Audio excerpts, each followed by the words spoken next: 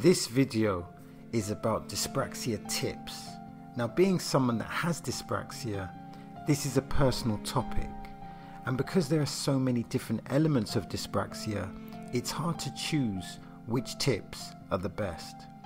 So I'm going to be talking from a personal perspective because I think there is more credibility there. And for those that don't know, I have been diagnosed with dyspraxia twice. And on both occasions, I was diagnosed by an educational psychologist. In my context, I work and I have a social enterprise which is a massive part of my life.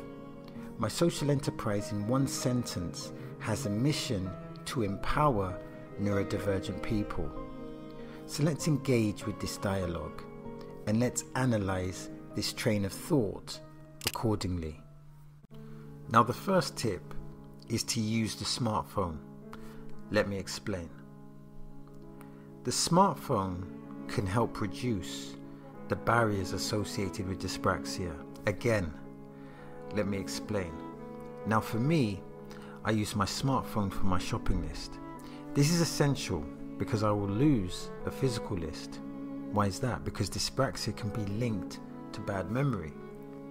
So the digital list on my phone is very convenient. Also, I use my smartphone to document my thoughts and ideas. My scripts are written on either my smartphone or on my iPad. Also, the smartphone is great for instant pictures. But why? Why is this important? It's important because dyspraxia and neurodivergent people may be more likely to be visual thinkers. This means using pictures as a communication tool is very effective. I can't overstress that point. If I need to explain a problem, I can send a picture on my phone. Now, a picture can tell 1,000 words, or more accurately, it can portray a situation in an objective manner as opposed to words which are more subjective.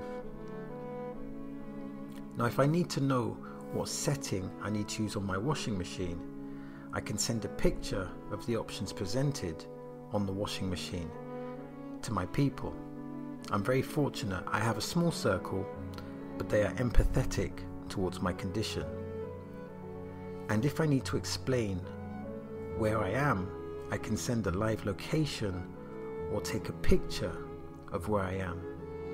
Here is the point. The power of visual photography from your smartphone for visual thinkers is essential.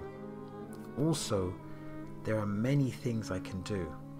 For example, I can go onto Reddit to access various communities. I can use Google Maps to find places, use WhatsApp to build a digital community, access YouTube to be entertained or educated or both, write scripts, send instant messages to family, send emails from my professional account for my business, draft emails in my notes, access Google Translate if I'm talking to someone in a different language.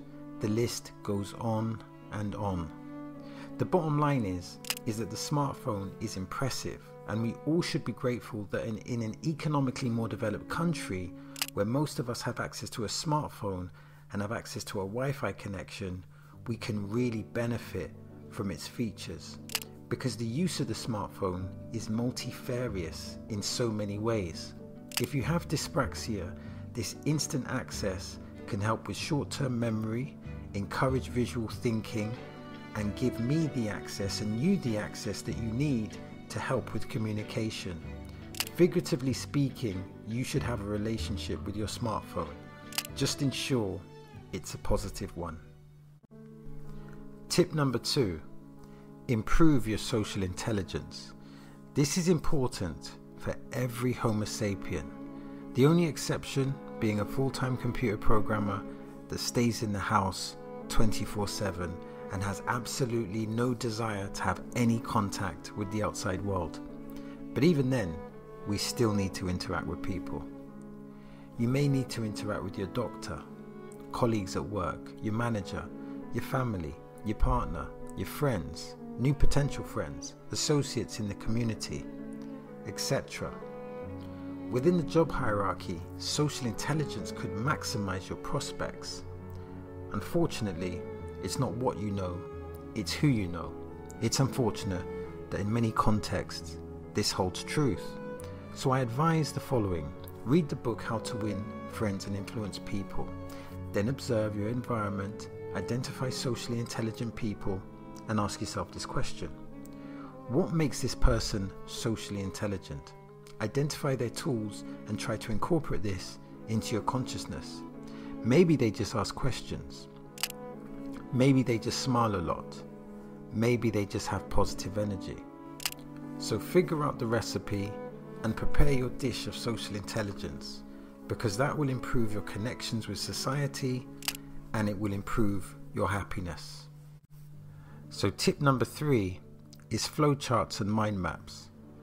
Now, an important question is, what is the difference between a flowchart and a mind map? And I think the best way to explain this is to give the following example. A process such as showing you a step-by-step guide on how to cook a chili con carne, now that's a flowchart. While showing information in clusters without a step-by-step process, this is a mind map. So for example, I could use a flowchart on how to cook a curry, and this would help with my memory. Now remember, bad memory can be associated with dyspraxia. So recently, I've been using mind maps as opposed to flowcharts for my social enterprise neuroexpression. So a mind map could have the following information. It may say something like a grant opportunity, a facilitation opportunity, a creative project, a media opportunity, correspondence with other CICs, a partnership, and or a podcast. You see, this mind map is a cluster of information as opposed to a process. So, flowcharts and mind maps can help with memory, and it can help with visual thinking and visual learning, and all of this is associated with dyspraxia. It is a more effective form of communication than just text, and personally, I use my iPad to put my flowcharts and my mind maps together. If you have dyspraxia and you're a manager, or you're managing a team, mind maps and flowcharts can help in different contexts. You might use a flowchart to teach yourself a process. You might use a flowchart to teach a worker a process if you're a manager. You might use mind maps to effectively collect information to gather data for your organization or your own business. Understand that flowcharts and mind maps can be essential tools for effective communication, because they can be used in various contexts. For example, it can be used in the work context on the various levels, whether it's a worker, manager, regional manager, etc.